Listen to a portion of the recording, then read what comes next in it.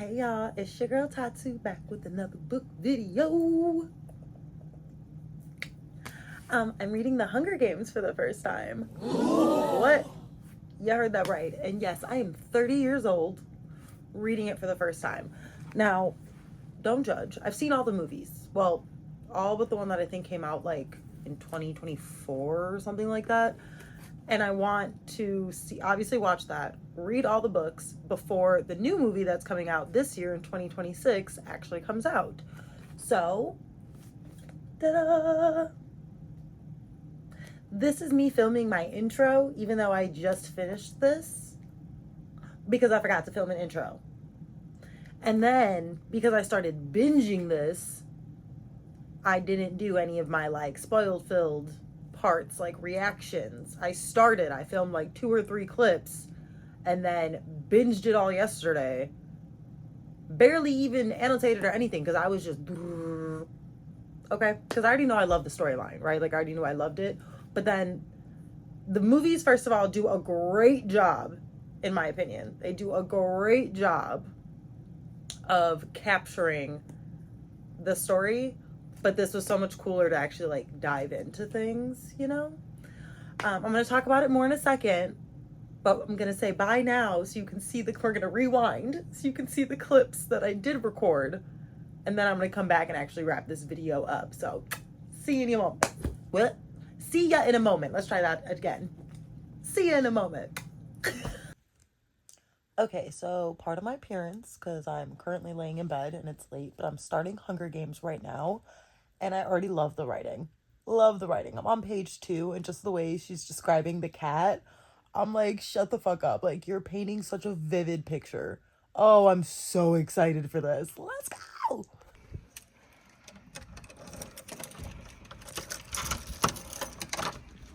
I'm home! Hi! Yeah! You can't see, but I'm joining her.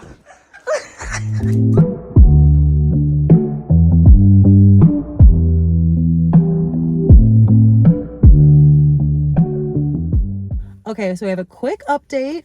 I'm obsessed. I'm actually a little upset that I wasn't able to read this before watching the movies, because even knowing what's coming, when it happens, I'm just like, oh, it's such a good moment. Like, such a good moment. Like, what? I'm loving it. Like, loving it, loving it, loving it. The moment with Rue, even though obviously it's a heartbreaking moment, but to be able to read that before I would have seen it in a movie, amazing.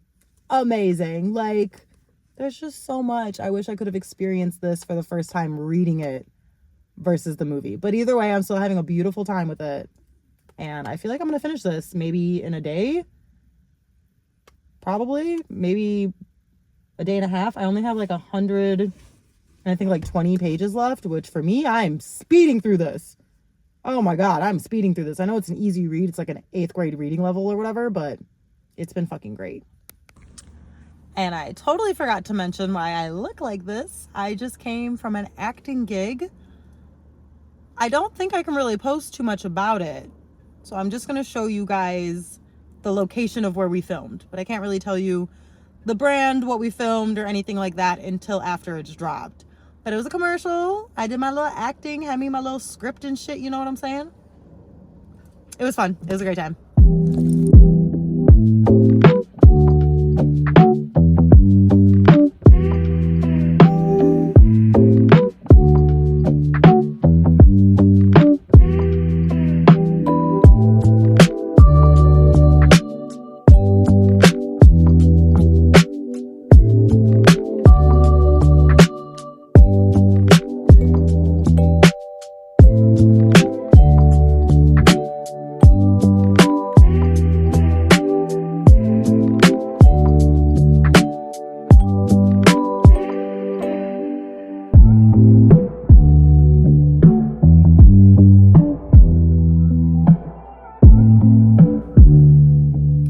Okay, so I want to talk about my favorite moments that I didn't film, that I'm pretty sure are still my favorite moments, even in the movies, but reading it, oh, I wish I could have experienced this in book form for the first time, because even reading it, knowing what was coming, I was like, ugh, gagged.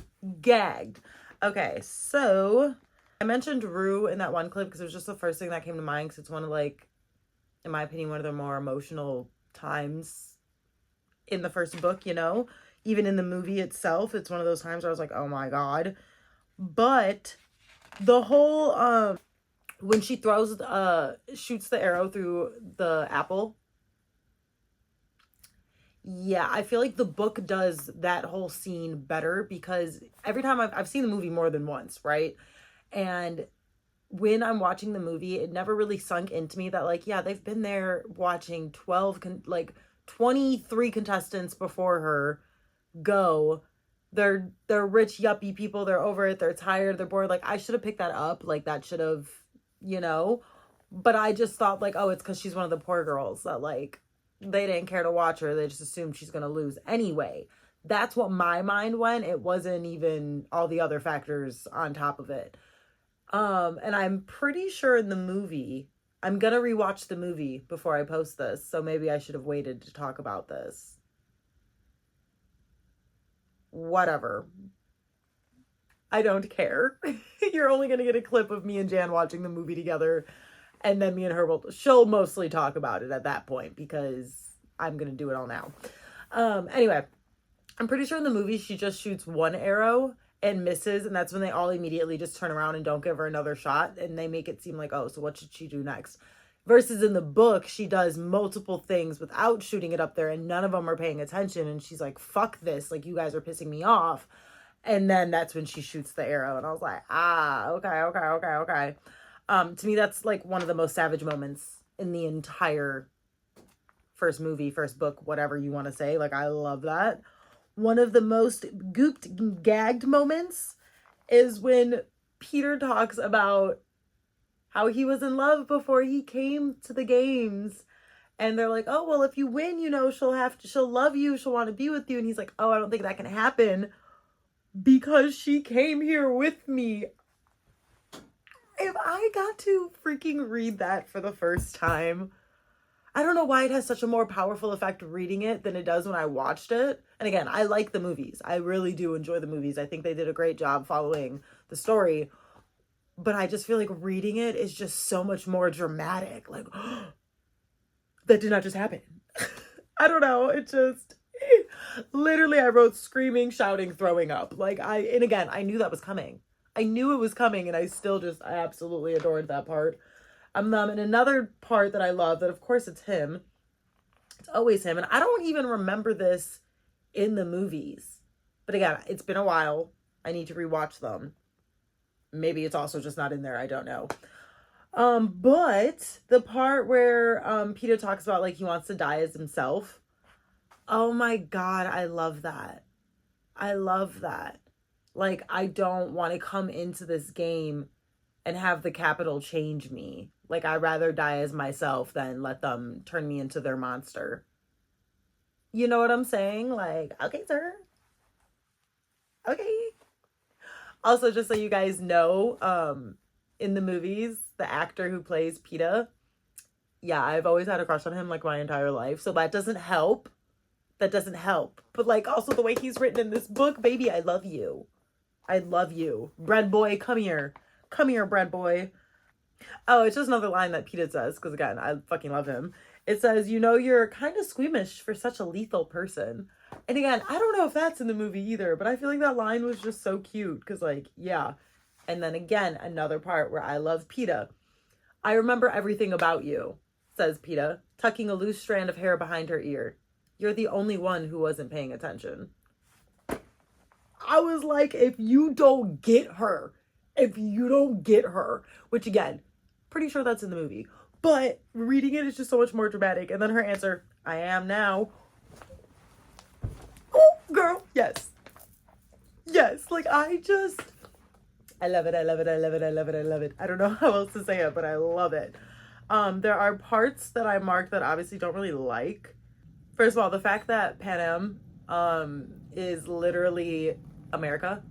I don't know if they even say that in the movies, but like it's just kind of assumed that it's America, you know, because they're speaking English and the movie's made here. But like, yeah, just saying that I'm like, why is it always all the dystopian shit's always America? Like, it's always fucking America, dude.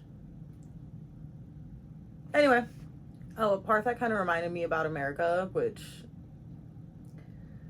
it says starvation is never the cause of death officially. It's always the flu or exposure or ammonia, but that fools no one.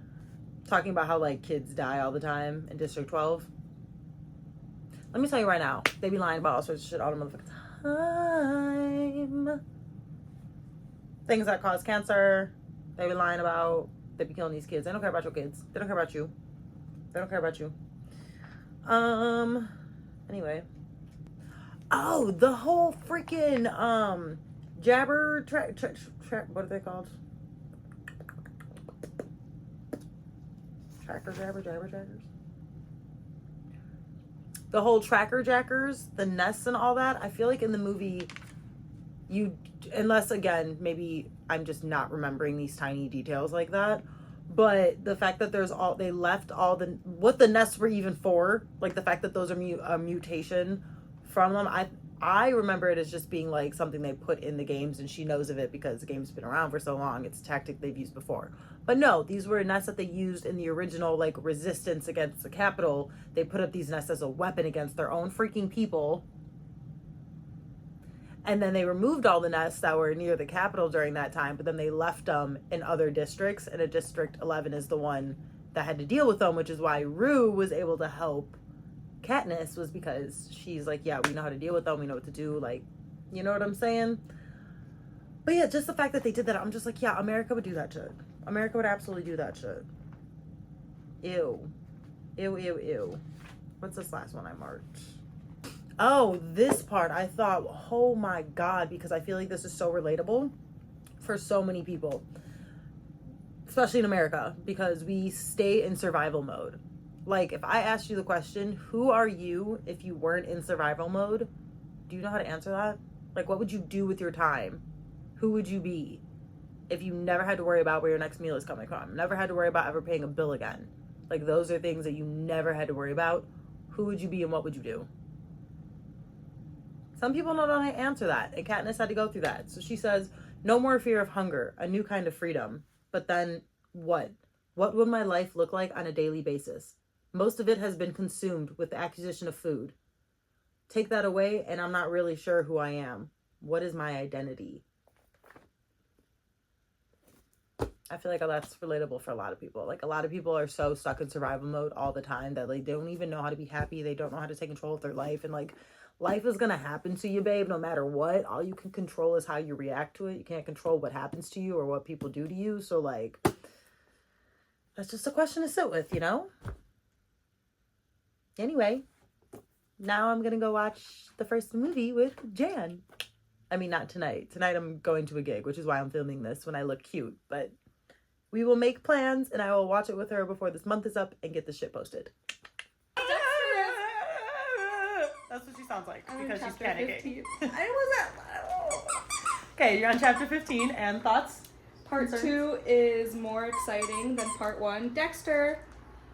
Hi! Thanks, How are you? I don't know. The wasp nest scene was crazy. Okay, I'm like, where are you at? I don't even know. That was intense. That was... Because I'm also reading Itch, which is another bug horror book, so I'm just like, a lot of bugs are crawling everywhere. And I was shook by the interview thing. You can say it's a spoiler one, so you can... Oh, it's a spoiler one! Yeah, you can say whatever you want, babe. When PETA was like, she came with me, I was like, oh, let's not stop at part 2. So I started reading. I just wanted the games to begin, and the game's begun, and now I'm in. So I get it. I get the hype. I'm not bored, as you can see. She was bored at the beginning, and I was sad for her. I was just like, why? Like, I love a training montage, but like nothing was happening besides like their training wasn't like, we were character building. You know, we were getting to know how. Yeah, exactly. But then I thought about it, and I'm like, when this came out, no one knew what it was about, so they're not expecting the games to begin right away. So like, I had to like keep that mindset. Okay. Because I thought it was just like, okay, we selected them. We're getting ready, putting the outfits on, and then bam, the games begin. But there was so much like, what are we good at? I thought they just threw them into the wolves, you know, because that's the point, the Hunger Games. Like, Oh my god. so Okay, but she's having a better time now, and that's good. And I'm like flying through the pages, and I have the audiobook now, so I can. But yeah, the Oh, yeah, wasp no, nest. I'm fine with it. What was I reading? That Oh, was she the just last killed one. Glimmer. Oh, that's what you at. Yeah, that's where I'm at. I'm excited for you. Wait, okay, so they have to stop as soon as the sun goes down. Is that what it is? They have to like, cause she said she was like trying to cut the wasp nest down, and then she heard the anthem or whatever, and then she's like, okay, I have to stop. Oh, so I mean so she was cutting it while the anthem was playing because it's really loud over the speakers, so you don't hear her sawing the branch. And then she had to stop when it stopped because she didn't want them to hear her. Because then they would just get up and move, and it would defeat the purpose. I thought there was like a timer and like everyone slept at the same time. And No, I was like, no, you can. Yeah, no, you can That's kill so people whenever the sad. fuck you want. Okay, Yeah. that's what I thought. Yeah. Okay. And now, like, when she was sleeping in the tree, and get her! It's all right. They're used to random noises at my house too. It's okay. Hello, you can play with your Pooh Bear in a sec. When she was sleeping in the tree, and she heard PETA with those other career people, is he like fucking around? He's like just manipulating them. He's probably just manipulating them. That's what I'm thinking, obviously. Because She like, has why? a lot to find out. He's not still. gonna be. What if he is though? Is he in cahoots? She has a lot to find out still. Is he gonna betray the fuck out of her? Josh Hudson said, "You better fucking get it together. Better not hurt baby girl." Oh, baby girl. Or is Katniss? I'm just kidding. All right. I didn't know Katniss was a plant either, or a flower, or whatever. Just like you get all sorts of random details. So that's pretty cool. Yeah. I also didn't know is Effie the one who goes, "Menage DM in your favor." That's her. Mhm. But why does she get to say it out of all the districts? No, she only says it's in District 12. Oh yeah, we only get the Yeah. okay. Like you get the ceremony every time from their district. Their district. Yeah. Yeah, not all of them. Okay, Mhm. that makes sense. Okay, yeah. I don't even remember Haymitch in the movie. I It's really fucking. He's a famous actor. What the hell's his name? I really don't remember anything. It's been years. Literally, I think I watched that when I came. Well, Yeah. I don't know him. No, he does a great job being an annoying character. Those are my thoughts. Okay. I'm gonna go read 100 more pages. Hell yeah, she is. Let's go.